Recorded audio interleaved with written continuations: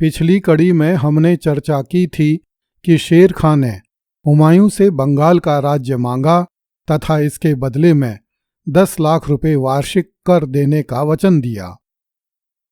इस पर हुमायूं ने शेर खां की बात मानते हुए शेख खलील के माध्यम से शेर खां से कहलवाया कि वह अपनी सेना लेकर बंगाल की तरफ रवाना हो जाए। मैं 2-3 पड़ाव तक उसका पीछा करूंगा तथा उसके बाद आगरा लौट जाऊंगा। खलील ने शेर खां को हुमायूं का यह गुप्त संदेश दे दिया, किंतु साथ ही शेर खां को सलाह दी कि इस समय हुमायूं की स्थिति ठीक नहीं है, इसलिए शेर खां हुमायूं से युद्ध करे। शेर खां ने हुमायूं के प्रस्ताव के अनुसार हुमायूं से दूर जाने का दिखावा किया तथा 25 एवं 26 जून 1539 के बीच वाली रात में वह स्थानीय आदिवासी कबीले के सरदार महारथ चेरो पर आक्रमण करने का बहाना करके उस कबीले की दिशा में रवाना हो गया। जब हुमायूं को यह समाचार मिले तो हुमायूं ने संतोष की सांस ली तथा हुमायूं की सेना में भी खुशियां मनाई जाने लगी। किंतु शेर खां ने 2.5 कोस आगे जाकर अपनी सेना को आदेश दिए कि अब तेजी से चलते हुए मुगल शिविर पर आक्रमण किया जाए। शेर खां के सेनापति इस आकस्मिक आदेश के लिए पहले से ही तैयार थे। इस समय हुमायूं का शिविर चौसा नामक गांव के निकट लगा हुआ था, जो गंगाजी एवं कर्मनासा नदियों के बीच स्थित था। वर्षा ऋतु आरंभ हो चुकी थी तथा हुमायूं के शिविर के आसपास बाढ़ का पानी फैला हुआ था। इसके कारण मुगलों की तोपें काम नहीं कर सकती थी। शेर खां ने पूर्व निर्धारित योजना के अनुसार अपनी सेना को 3 हिस्सों में बांट दिया। इनमें से एक सेना की अध्यक्षता स्वयं शेर खां कर रहा था। दूसरी सेना की अध्यक्षता उसका पुत्र जलाल खां कर रहा था और तीसरी सेना की अध्यक्षता अफगान अमीर खवास खां कर रहा था। शेर खां का आदेश पाते ही तीनों सेनाएं पीछे की ओर मुड़ी और हुमायूं के शिविर की तरफ चल दी। जब तक हुमायूं के गुप्तचर उसे शेर खां के आने की सूचना पहुंचाते, तब तक तो शेर खां के अग्रिम दस्ते हुमायूं के शिविर तक पहुंच गए। किसी ने स्वप्न में भी इस स्थिति की कल्पना तक नहीं की थी। अतः हुमायूं की सेना ने आनन फानन में लड़ने की तैयारी की। हुमायूं के पास इतना समय ही नहीं बचा था कि वह अपने सैनिकों को पंक्तियों में खड़ा करे। उसके अधिकांश सैनिक तो अभी भी अपने तंबुओं में ही थे।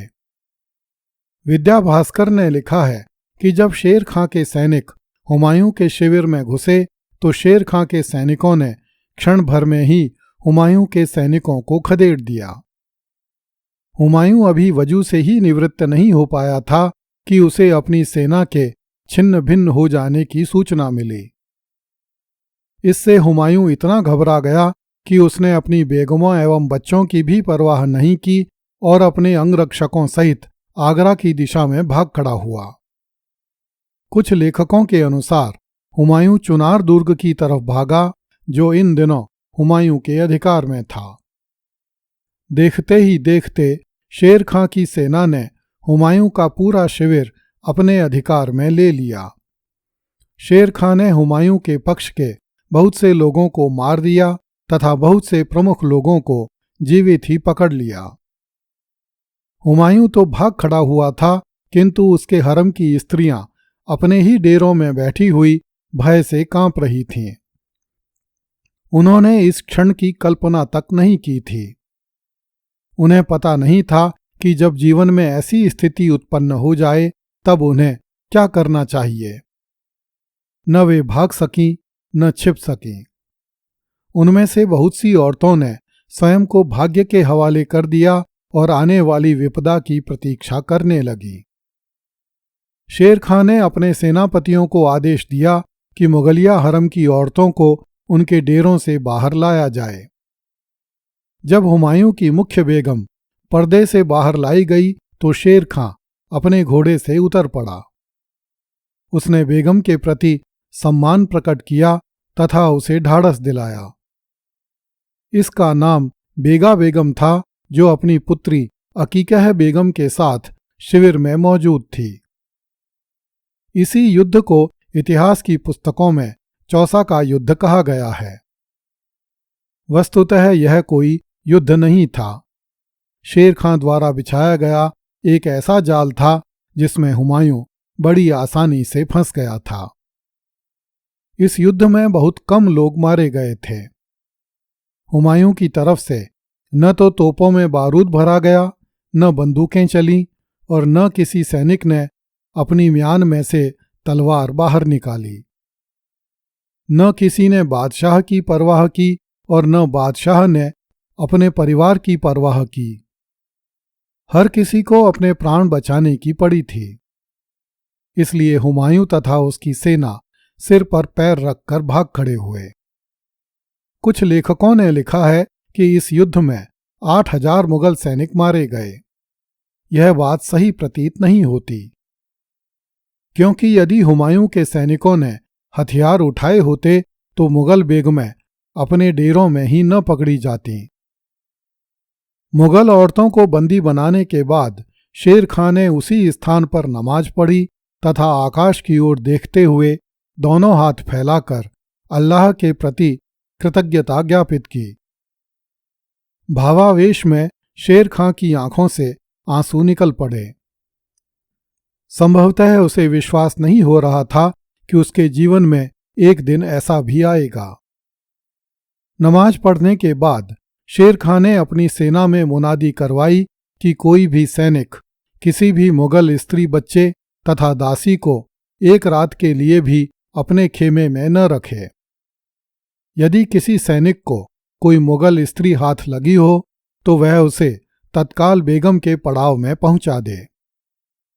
इस प्रकार रात होने से पहले ही समस्त मुगल स्त्रियां बेगम के पड़ाव में पहुंच गईं और सबको भोजन दिया गया।